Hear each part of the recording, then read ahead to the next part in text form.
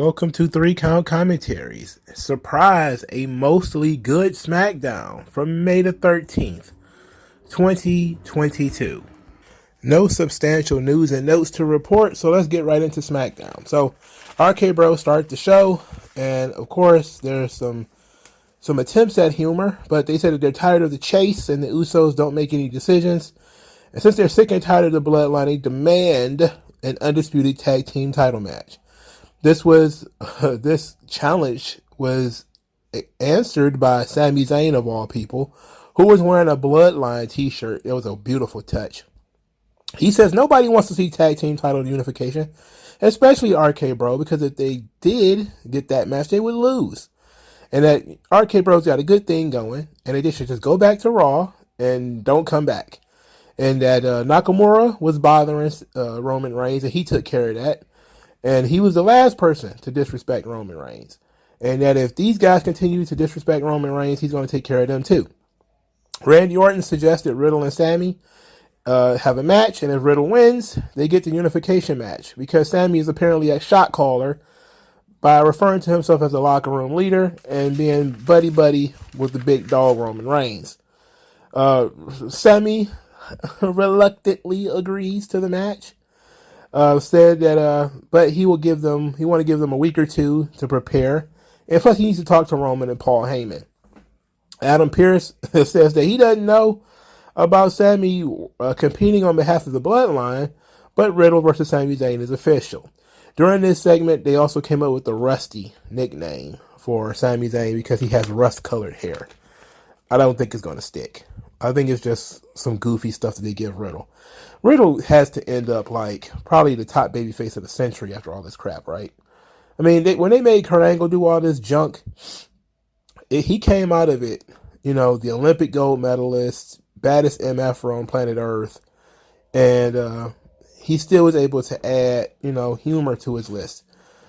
This Riddle thing has to come out of the other side with him just being a top world champion level guy, doesn't he? It would have to, right? As much comedy as he's doing, as much comedy as he's getting over, he has to win a world title eventually. But most importantly, he's killing it in the ring. Really good match between Sami Zayn and Riddle. Sami Zayn tries his new finish, which is getting people counted out, but he failed. I love the knee strike from the top rope. It was a great spot. Riddle wins with the bro Derek. Roman is less than happy about this. Says that RK Bro is done, and they're done with him. They already smashed these guys, already beat them. So Jimmy was upset that RK Bro won't go away, and said, but was more upset that RK Bro said that the Usos can't make any decisions and they can't do it on their own, and said that tonight they're going to make sure everybody respects the tribal chief. This leads us to the closing segment, where Roman cut a promo and says that y'all know the score by now. We smash him on Sunday, come back and tell you who's next. Smash John Cena, came back here and told you who's next. Smash Brock Lesnar, then we come back here and we tell you who's next. It says, but we don't have anybody left. We done smashed them all. There's nobody left. And nobody challenged this statement at all. Everybody was kind of like, yeah, we're well smashed back here. Gunther, he smashed, I guess, even though him and Roman had never crossed paths or even shared the same air. I guess he smashed. It would have been nice for anybody, to step up and say, you ain't beat me yet. But I guess we're playing the long game on this. I guess the only news and notes that we could really do is Roman doing reduced dates, which I kind of guessed was the case when they announced that he was going to be taken off. When he did the whole thing with Trenton and everything. I was kind of like, maybe he's be working reduced dates. So that's no big deal. All right. So, but he says that the Usos still have someone left. This led RK Bro to come out there and said that Randy Orton is 10 times the superstar that Roman will ever be, and he can never smash John Cena. Then Riddle wants the unification match. The Usos accepted the match. Said that the match will be next week. And then Riddle kneed Roman Reigns in the face. He stole on. He can't throw a punch. He has to knee him in the face. Yeah, so there that goes. All in all, solid stuff. Really enjoyed the Riddle and Sami Zayn match. Very unique contest. I love these guys. Both of them are very good workers. You know, understanding the concept of story and not doing too much, not giving a lot away, but still having a fun match. The segments were, they're a little heavy-handed with the Riddle stuff with him. I'm sorry, Randy. And, you know, they're a little heavy-handed. They're kind of overexposed, RK Bro, because they're on TV a little too much. So they're a little overexposed, and they're getting a little annoying. It's getting kind of grating. But, you know, it might just be me, but I'm kind of tired of RK Bro. You know, I'm glad that they've grown up, and it's not what it was, I don't know, 3 or 4 months ago. But it's not much better, you know. Do I think the title will be unified next week? No. I think it will end in disqualification. And they're going to push it back to Hell in a Cell, where they probably do it no holds barred or something like that. So that's going to be my guess. Next segment after that was Sami Zayn being upset. Sami Zayn runs into Shinsuke Nakamura, who laughs at him and says that Roman is the head of the table and Sami Zayn's the table's ass. That wasn't exactly a great line that they gave him, but it is what it is. I don't know what else to say. You would think Nakamura would be one of the guys who's kind of next, but they kind of wrote him out by having Sami Zayn beat him by count out, which is very bizarre. Very, very bizarre. It's still looking like it's going to be McIntyre versus Roman at Clash at the Castle, though. It's not until September. So that's another 3 months, maybe. I don't think he's going to be gone that long. I definitely think Roman will definitely be there for Money in the Bank. Because Money in the Bank is going to be a stadium show. And it's a big four show. You know, I think it's going to replace Survivor Series as a big four stadium show. So I think it's going to be probably Drew McIntyre and Roman, likely at Money in the Bank and at Clash at the Castle, if I had to guess. All right, so Ronda Rousey came out there. She said that everybody wants a fighting champion, and that she feels like having an open challenge. This was after she gave Charlotte her flowers, and saying that she's one of the toughest women she's ever had to beat. This challenge was accepted by Raquel Rodriguez, to my surprise, because I was like, there is no way. Somebody's clearly going to interrupt this. And they did not. Instead, Raquel Rodriguez and Ronda Rousey went out there and had one hell of a match. The best thing about this was the psychology. Raquel is a big woman and worked big. She was stronger. She was more aggressive. You know, she was able to counter a lot of Ronda's technical stuff, but Ronda was smooth. She sold well, which is, you know, something that you have to, it's the key to getting over, is being able to sell. And Ronda sold well. She used her MMA and submission stylings well, as she countered the Chingoa bomb into an armbar at one point. It was a standing armbar, but it looked pretty good. You know, she countered, I think, one of Raquel's moves into an ankle lock. So, you know, and I love the counter from, you know, the guillotine choke into a vertical suplex by Raquel. That was great. This match was literally fun. It was really fun. And giving Raquel most of the match and letting her look dominant was a good choice. It's a great decision. And Raquel losing clean was also a good decision. Raquel loses because Ronda countered the Chingoa bomb into a roll-up Hurricane Rana style finish. And then they shook hands afterward because they're both baby faces. Not bad. Not bad at all. I think a lot of people expected this match to really suck and really be terrible. And, you know, they rubbed their faces at it because this match is actually pretty damn good. And I enjoyed it. The only problem I have with it is I would have liked for them to save this and put some story behind it.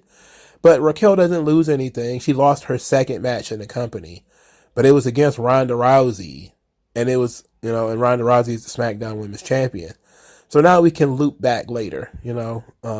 So this was very good. I thoroughly enjoyed this. A lot of people are still complaining that Ronda and Raquel are smiling too much. Again, it's one of those things where if you hadn't been told that they were told to smile, then you would not have noticed it, because babyface are always smiling. But I do think that she is probably smiling a little heavy, but it doesn't really make that much of a difference because I don't stare at the screen and stare at people's faces like this. In any event, Raquel Rodriguez probably should have showed something in this match. And if she, if anybody is in any way concerned about her, I think this match is a dead giveaway that she's got a big future. Raquel is very good. She's very solid. Shotzi complained that Raquel pushed her out of the way to take the title shot and that she wants a title match. Aaliyah walked up and said words. I just kind of rolled my eyes at both of them. Now, Aaliyah at least didn't lose the beat the clock sprint. She actually won hers, but Shotzi lost the beat the clock thing in like a minute and 10 seconds or some shit. Was she really championship? It ain't been that long either. It was not like it was 6 months ago or something like that. I give them credit for trying to do something with these women. But the question now is, what do we do with them? We probably have a championship contenders match, or a triple threat match or something like that. But this is a big problem that there's no heels for Ronda to really wrestle, and everybody's sitting back waiting on Bayley to show up or somebody else to show up. But that's the downside of the SmackDown women's division, is that Charlotte beat everybody. There's no credible baby faces really, and now the only one that was left was Raquel, and she just got beat. So now what do you do? Ronda's beat the only credible baby face left. There are no credible heels because Ronda has beaten all of them already. So now what do? You got to call somebody from the bench. You got to make a phone call and see if somebody can't come in and take this spot. Surely we could give it to like Xia Li or something, but I mean, do we really do that? I don't know. Anyway, Madcap Moss came out there and he continued to berate Corbin, and I was like, oh no, this is continuing. Fuck. Then he says that his career is just beginning and there's a lot of things he want to do. He want to win the Money in the Bank. He wants to form a mixed tag team with Sasha Banks called Madcap Boss. I thought that was pretty funny. And he says that he wanted to do some other stuff. Then he got attacked by Baron Corbin and beat with a steel chair. The chair was then wrapped around his head, and then Corbin dropped the trophy on it. And I was like, this is very, very extra. And Corbin, of course, laughs as Moss is being carted off in a stretcher because his throat was crushed. He was pulmonized. And I was like, okay, this works only if this is the death of Madcap Moss.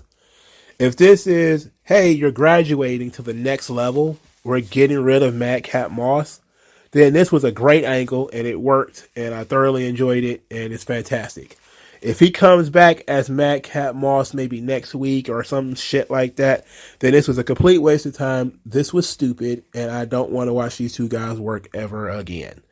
But my hope is that this is the end for Madcap Moss, and that he's going to start taking things a lot more seriously, and he's going to be a serious pro wrestler. Hopefully, here's all my hopes and dreams. Please don't let them be dashed. Even though I think they will be. Match 3 on the show. Natalya and Shayna Baszler lose to Sasha Banks and Naomi. This match was also quite good. Great storytelling between Shayna Baszler and Sasha Banks and Naomi with the arm injury.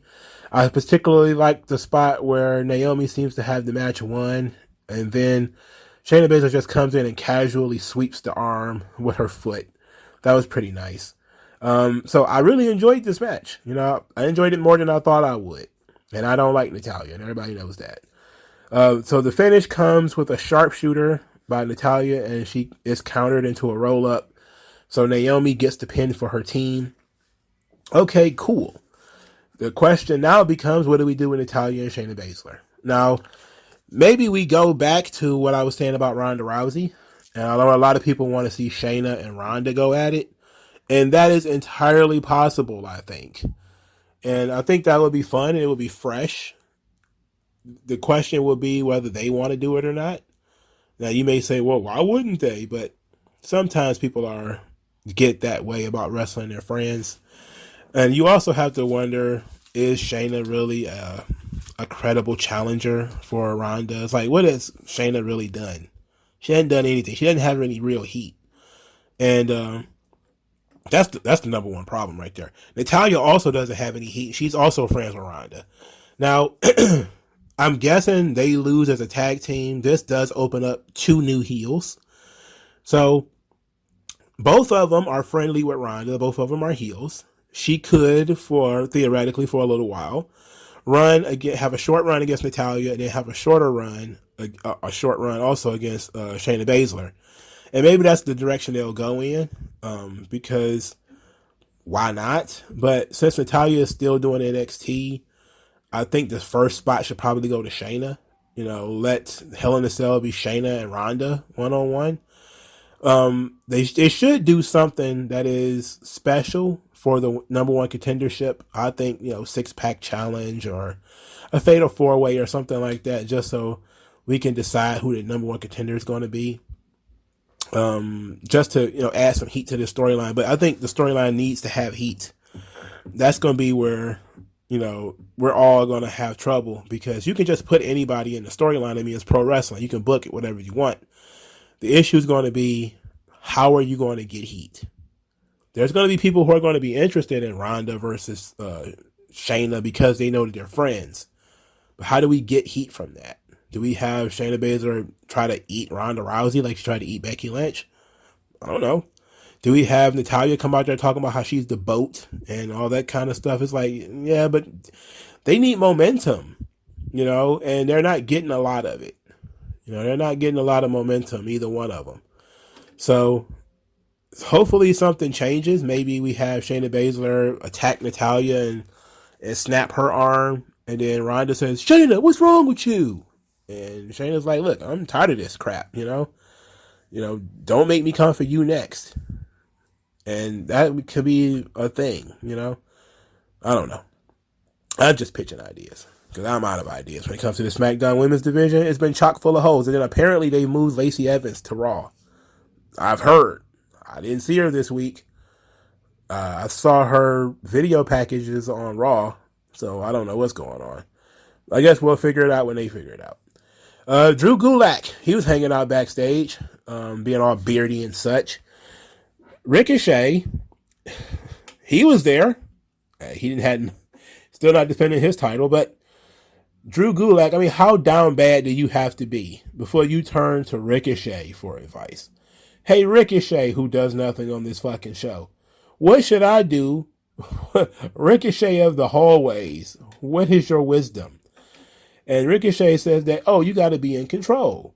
When times were tough, I could have quit, but I didn't. I stayed in control. I got in control. Okay, so Drew Gulak decides he's going to take control. He's going to control his narrative. And he's going to go see Gunther, and next time he sees him, he's going to tell him about himself. He's going to put Gunther in his place. He takes like approximately 22 steps, turns a corner, Gunther and Kaiser are there. Somehow they heard what Drew Gulak had to say, because Kaiser said, what did you want to do to the ring guy? And before Drew Gulak had an opportunity to say too much of anything, he gets absolutely mugged. His shirt ripped off of his body, and it also ripped his pants. And then he was chopped in the chest. The fury of 1,000 palms. It was like an E Honda strike, but one-handed. Like, hey, swish! All of that stuff with one hand. I mean, I think he hit that dude so hard, he probably was thinking about going to prom afterwards. That shit was bold, and it was funny. Great segment. Excellent stuff between Gulak and Gunther. We're getting closer and closer to Gunther finally chopping the Eminem-headed Ricochet, which I cannot wait for. We got some bullshit about Kofi Kingston and Butch. Good Lord, why is this feud still going on? Why is this still going on? Why wasn't the tables match the end of this? Why wasn't the end of this? It's awful. It's the shits. So that's pretty much SmackDown from top to bottom right there. Very, very wrestling heavy show. But it still did quite a bit of character work. Sami Zayn apologized. I forgot about that. He did apologize to Paul Heyman. Admitted to overstepping his boundaries, but he was the guy who he wanted to stand up to the Raw invaders who are coming over and disrespecting the tribal chief, disrespecting the Smackdown brand, who, and him as the locker room leader. He felt like he needed to step up and do something. And Paul Heyman says that, Roman Reigns appreciated that. I don't know why Roman would appreciate that, but apparently he does. So that's SmackDown from top to bottom. To me, SmackDown bounced back this week. It's not as great as it used to be, but they plugged the holes in their show with wrestling, which is fine. I would have liked to see them do some more character work, but there's always future episodes for that. The title unification thing next week is a bait and switch as far as I'm concerned. They're definitely probably going to either switch that or they're going to give us a BS count out or a BS disqualification as the Usos were about to lose, and they're going to switch that up and bust out to whatever the unification match is really going to be at Hell in a Cell. That's my guess. But let me know what you guys think in the comment section below. Like, share, and subscribe. And I'll talk to you guys later, man. Peace out.